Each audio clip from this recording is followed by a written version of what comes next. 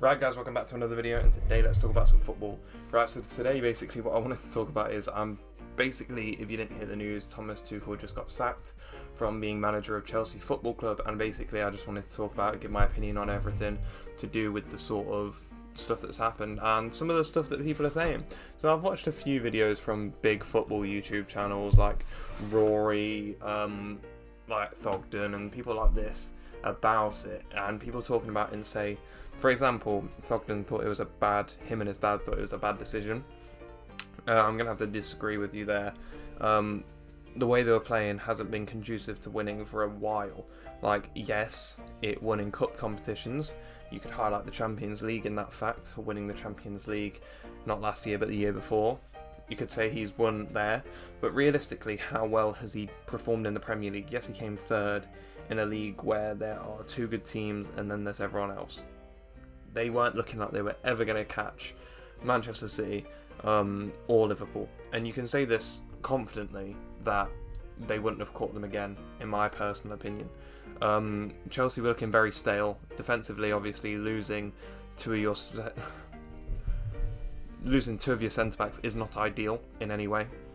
However, I do disagree with the fact that it's Todd Bowley's fault. For example, Todd Bowley coming in, yes, there was lots of disruption around the club at the time of Roman Abramovich. Yes, there was lots of disruption around the time of Roman Abramovich leaving. Obviously, under the circumstances he did, it was quite unfortunate for the club and the staff around it. But people saying Todd Bowley does not know what he's doing, he's like ruining everything. He's being just a bad owner already. He's only been there 100 days or coming up to 100 days. How can you say he's a bad owner? Like, literally doesn't make sense. People act like this man is just a billionaire, came in just splashing his money around, thinking he doesn't know what he's doing. Guys, you need to understand that, yes, he hasn't been in football before, but he is someone that has been in sports, and he has a lot of money in sports teams around America, which are some of the best and most well-run establishments. They're better run than football clubs, I can promise you that. The wage cap system and stuff like this allow teams to be managed in a better way and teaches people to manage their money and players and who they're giving these contracts to in a better way. Now, I'm not saying Todd Bowley isn't somewhat at fault, but I'm saying Thomas Tuchel was not performing at that optimum level. Just because you win a trophy doesn't mean that you deserve to be there forever. We've seen this with Brendan Rodgers. I personally, as a Leicester fan, do not want him anywhere near the club. He annoys me. And to be honest, I see a lot of similarities with the two managers. People would disagree. In my opinion, Tuchel has way more funding than Brendan Rodgers does. Plus, it kind of happened the same way. They both won a major trophy. Him the Champions League, Brendan Rodgers the FA Cup. Both cannot manage personalities in any way whatsoever. We've seen him being horrible at managing personalities throughout PSG. And you can say it's Mbappe, you can say it's Neymar, but at a certain point, is it them? Because he couldn't manage Lukaku at all. No one, if Lukaku respected him, would he have done that interview? Would he? No, he would not. If he could manage players, would he have managed Timo Werner better? Yes. Would he have managed Hakim Ziyech better? Yes. All of these players that he's brought in that haven't worked, obviously they might not have been his choice. He might not have wanted them. But that is not your job. You are the manager of the team. You get who you are given. You do your best with it. It's similarly to Brendan Rodgers, how he refuses to play Iheanacho, refuses to play Soyuncu, and it looks like that is ruining that situation as well. As a manager, you are not Pep Guardiola. You do not have the luxury of having 17 good players as backup. You don't have that luxury. You have a team, and you need to make it work. And he wasn't making it work, in my opinion. You can say Todd Bowley is the issue. Cool. I disagree. This man owns a 20% stake in one of the most successful baseball teams in the world, the LA Dodgers. Owns a 20% stake in them. He also owns a stake in the LA Sparks as well, which is a WNBA team, which has won multiple championships. Successful. He also now owns a 27, I think it's 27. Yeah, him and his partner also own a 27% stake in the LA Lakers. Literally the joint most successful NBA team ever. He owns a 27% stake in it. Do you not see how that could translate because they're both sports, both managed in a similar way. Yes, he might not be as involved in those situations, but having that much stake of those different teams is a major thing. And people think it's just Todd Boehly making these decisions. There is other people around him. It's not just him. And yes, you could have got a sporting director in, but he does have experience. And people saying, oh, European football is not like anything else. It is. It's business. It's analytical for these guys in America. Everything in basketball, everything in baseball is analytical. That's what it should be in football. You've seen this at Liverpool.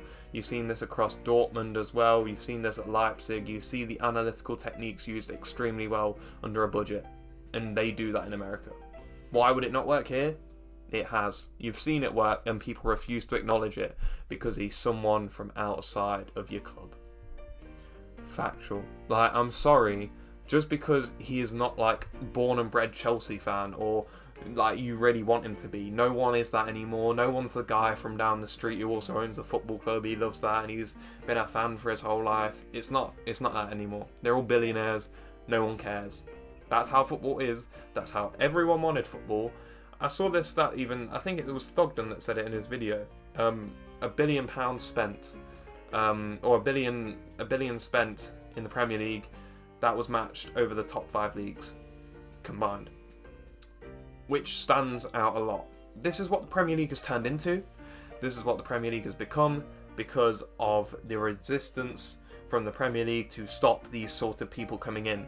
You can say it's bad that Todd Boehly's in, but no one's questioning Man City's owners really. No one's questioning Man United's owners, Arsenal's owners, like who else? Liverpool's owners.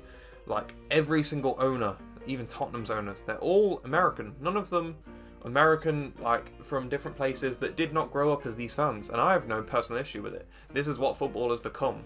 But if you didn't want football run as a business, as an analytical business, then you're in trouble because you're watching the wrong sport. You need to go and watch your local team because that's not what it is anymore.